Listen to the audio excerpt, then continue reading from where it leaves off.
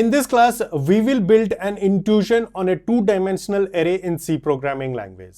So far, in our previous classes, we have covered the concept of one-dimensional array, or we simply called it as an array. And in those classes, we have taken an example to store the marks of all the subjects, 5 subject marks of a student. So that is the example that we have taken in our previous class. So let's see that example. Int student underscore marks of 5 means an array of 5 elements will get created. So this is the array to store the marks of a subject, of all the subjects of a student. Okay, so this is what we call it as a one-dimensional array, and these are all the marks that are provided by the student. Why we call it as a one-dimensional array is it always grows only in one direction. So only in this x direction, the size of the array grows. So that is the reason why we called it as a one-dimensional array. But here, if I want to store the marks of 3 students in a class, means all the 5 subject marks are to be stored for 3 students in a class. Can I do that? So one of the way is to create 3 different arrays. So in this line of code, I've created 3 different arrays. And all these arrays of integer types means the integer data will get stored into these arrays. And the names that I've provided is S1 underscore M of 5, S2 underscore M of 5, S3 underscore M of 5. Means we are creating 3 different arrays for 3 different students in the class.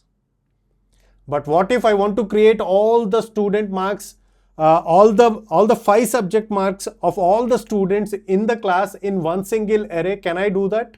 Yes. This is the place where the two-dimensional array comes into action. So let's understand the concept of two-dimensional array by using the definition.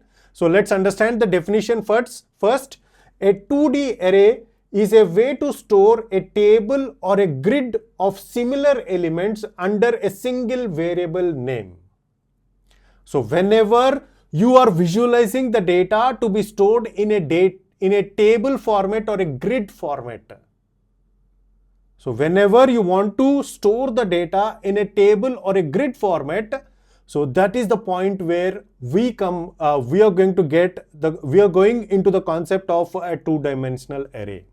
Means all the data of multiple students, all the marks of multiple students can be stored into one single array. Means one single variable name is sufficient to store all the marks of the students of all the students in the class. And a two-dimensional array is an array of arrays. Means whenever you visualize the data of two-dimensional arrays, it is called as an array of arrays. So let's visualize this concept by using this diagram. So this is how we can visualize the concept of two-dimensional array. So this tabular way of representation is the kind of visualization that you need to have whenever you are discussing, whenever you are using the two-dimensional array. So this is an array. This complete table is called as an array, and this array is consisting of arrays. So 3 rows. So each row is an array. So we are having 3 rows to store the marks of 3 students. And what are the subjects? How many subjects do we have? We have 5 subjects. So these columns are representing the subjects, and these rows are representing the students.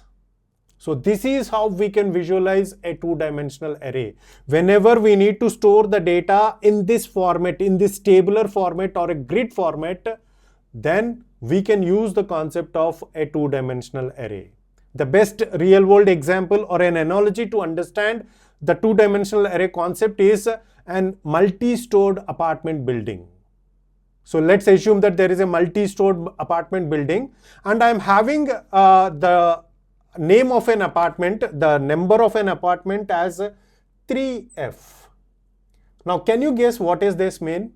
Means it is clearly says that the house is in the 3rd floor. So multi-stored apartment building means each row is going to have multiple apartments, and there are many, each floor or each row, you can visualize it in that way.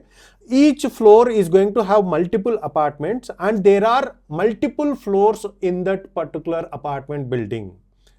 So every floor, let's assume that there are 5 apartments in a row.